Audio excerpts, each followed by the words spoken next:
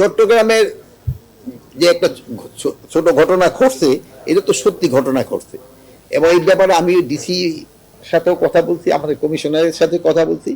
ঘটনাটা না ঘটেই উচিত ছিল, বাট যেহেতু ঘটে গেছে, এখন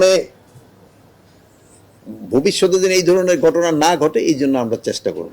আপনাদের এত সতর্কতার পর কারা এই ধরনের ঘটনা ঘটায়, সেগুলো আসলে আপনারা সেটা কিভাবে ঘটে?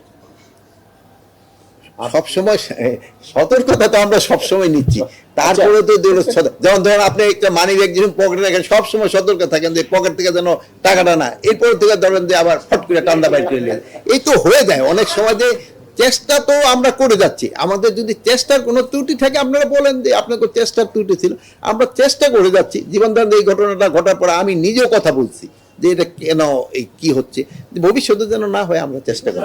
নতুন ইউনিফর্মটা কার্যকরী তো হয়ে গেছে মানে বলতে পারেন, কিন্তু এটা হলো কি আমাদের পুরানটা আছে, যেহেতু আমাদের দেশ তো অত বড়লোক দেশটা, আমি আজকে এইটারে ছাড়ে একটা নতুন পুরে ফেললাম, আমার এই আগেরটারে আমার আস্তে আস্তে শেষ, আমরা নতুনটা আস্তে আস্তে ইন্ট্রোডিউস করি।